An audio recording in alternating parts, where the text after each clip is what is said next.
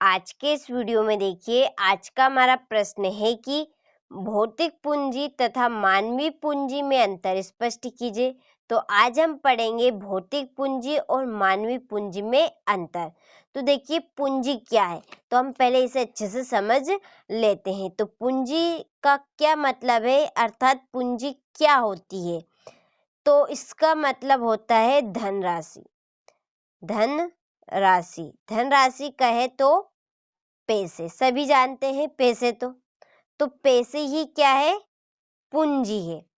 तो भौतिक पूंजी क्या है, तो हम इसे भी अच्छे से समझेंगे, क्योंकि मेन प्रश्न तो यही है हमारा, भौतिक पूंजी। तो भौतिक पूंजी है व्यवसाय। व्यवसाय यानी कि उद्योग, बड़ी बड़ी कंपनियां,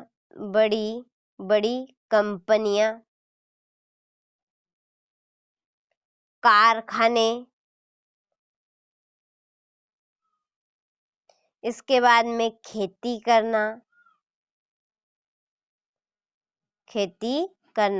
तो ये सभी क्या है, भौतिक पूंजी है। भौतिक पूंजी खेती करना भी एक व्यवसाय है। उद्योग खोलना, बड़ी बड़ी कंपनियां होती है, कारखाने, ये सभी क्या है, हमारे व्यवसाय है। तो देखिए, जैसे किसी व्यक्ति ने उद्योग खोला, उद्योग, कौन सा उद्योग खोला उसने, समझ लिए कपड़ा उद्योग। यहाँ पर मैं लिख देती हूँ कपड़ा उद्योग। तो कपड़ा उद्योग में सबसे पहली प्राथमिकता किसकी रहेगी, सबसे पहली प्राथमिकता रहेगी धनराशि की, यानी कि पैसे के बिना हम उद्योग नहीं खोल सकते। और आज की डेट में पैसे के बिना कोई सा भी काम नहीं होता है। आज की डेट की बात है, पल पल पे पैसे चाहिए होते हैं। तो बिना धनराशि के हम उद्योग नहीं खोल सकते। इसके बाद में देखिए, दूसरी प्राथमिकता होगी इसमें औजारों की नहीं कि वस्तुओं की। तो उद्योग, कपड़ा उद्योग में जिन वस्तुओं की हमें जरूरत पड़ेगी उनको हम खरीदेंगे। इसके बाद में तीसरी प्राथमिकता रहेगी रोजगार की। देखिए, एक व्यक्ति उद्योग को चला नहीं सकता और एक ही व्यक्ति काम नहीं कर सकता उद्योग में। इसके लिए हमें रोजगार की जरूरत होगी, यानी कि अधिक से अधिक व्यक्तियों की जरूरत होगी, जिससे हमारा काम भी जल्दी हो सके और हमारा उद्योग भी सही तरीके से चल सके।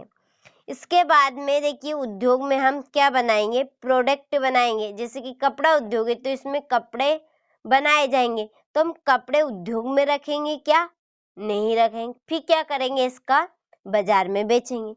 और जो छोटे छोटे से उद्योग है वहां पर इनको कन्वर्ट करेंगे, यानी कि उनको भेजेंगे हम। तो हम इस उद्योग को क्या करेंगे, यानी कि बाजार में बेचेंगे।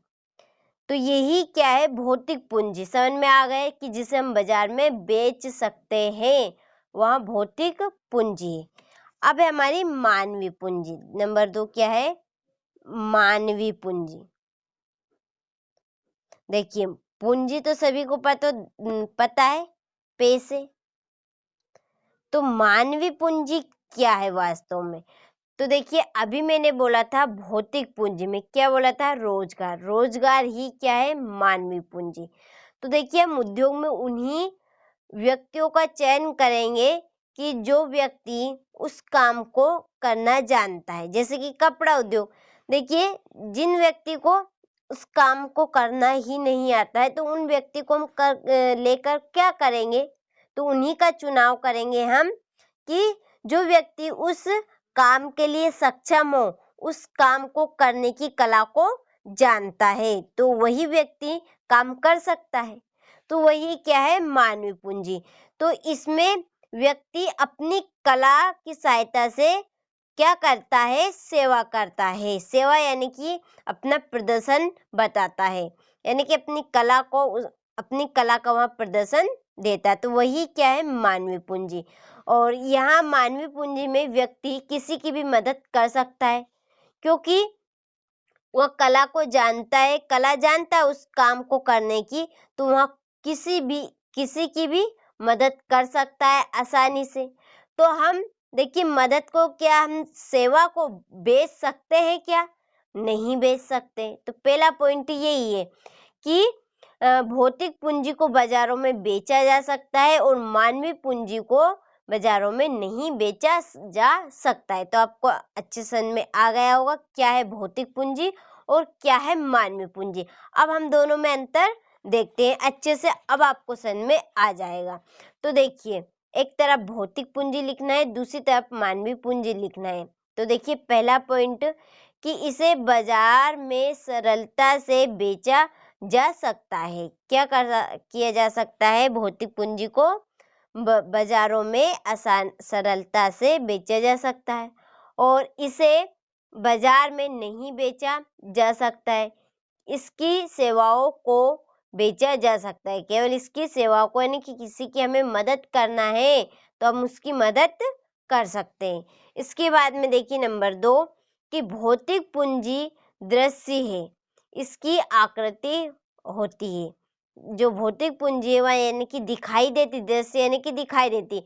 तो हम उद्योग खोलेंगे तो वहाँ दिखाई देगा। तो भौतिक पूंजी दृश्य इसकी आकृति होती है और मानवीय पूंजी अदृश्य है, इसकी कोई आकृति नहीं होती। क्योंकि काम करने की कोई आकृति होती है? नहीं होती। तो जो मानवीय पूंजी वह अदृश्य है, इसकी कोई आकृति नहीं है। तो 2 पॉइंट बहुत ही सरल है और आपको पहले ही समझ में आ गए होंगे ये दोनों पॉइंट। तो इसे बाजारों में सरलता से बेचा जा सकता है, इसे बाजारों में बेचा नहीं जा सकता है, केवल इसकी सेवाओं को बेचा जा सकता है। इसके बाद दूसरा है कि भौतिक पूंजी आदर्शी जिसकी आकृति होती है और मानवीय पूंजी आदर्शी जिसकी कोई आकृति नहीं होती। तो आप अच्छे से स्क्रीनशॉट लीजिए और इस प्रश्न को अच्छे से अपनी नोटबुक में नोट कीजिए।